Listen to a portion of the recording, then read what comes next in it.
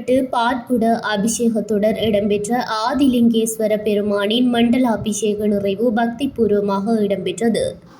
இலங்கை திருநாட்டின் இரண்டாவது உயரமுடைய நீலமேனி திருவுருவத்திலான சிவன் சிலையினை மூலஸ்தானமாக கொண்டமைந்த மட்டக்களப்பு கரவெட்டி நெல்லிச்சேனை ஆதிலிங்கேஸ்வரர் ஆலயத்தின் 1008 பாற்குட பவனி நேற்று 26ஆம் தேதி மிக சிறப்பான முறையில் பக்திபூர்வமாக இடம்பெற்றது.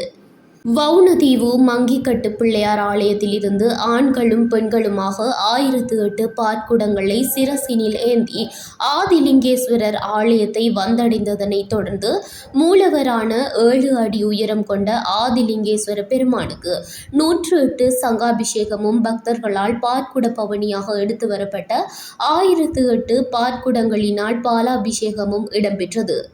கரவெட்டி நெல்லிச்சேனை ஆதிலிங்கேஸ்வரர் ஆலயத்தின் ஸ்தாபகர் சிவஸ்ரீ பாமதேவ சிவாச்சாரியார் அரியரட்னம் குருக்களது தலைமையில் இடம்பெற்ற மண்டலாபிஷேக பூசையின் இறுதி நாள் சங்காபிஷேக பூசை வழிபாடுகளை சிவஸ்ரீ SK உதயகுமார் குருக்கள் மற்றும் சித்தர்கள் குரல் அமைப்பின் ஆஸ்தான குரு சிவசங்கர் G உள்ளிட்டோர் இணைந்து நடாத்தியிருந்தனர்.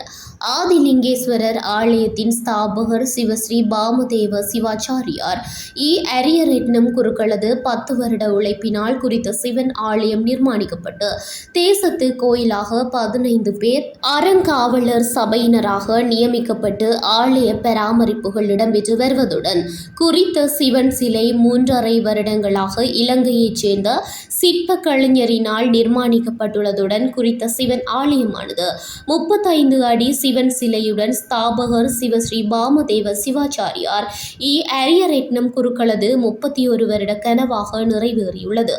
ஆலயத்தின் எண்ணெய் காப்பு கடந்த 14ஆம் தேதி இடம்பெற்று மறுநாள் 15ஆம் தேதி மகா கும்பாபிஷேகம் இடம்பெற்று 12 நாட்கள் மண்டலாபிஷேகம் இடம்பெற்று வந்தமை குறிப்பிடத்தக்கது.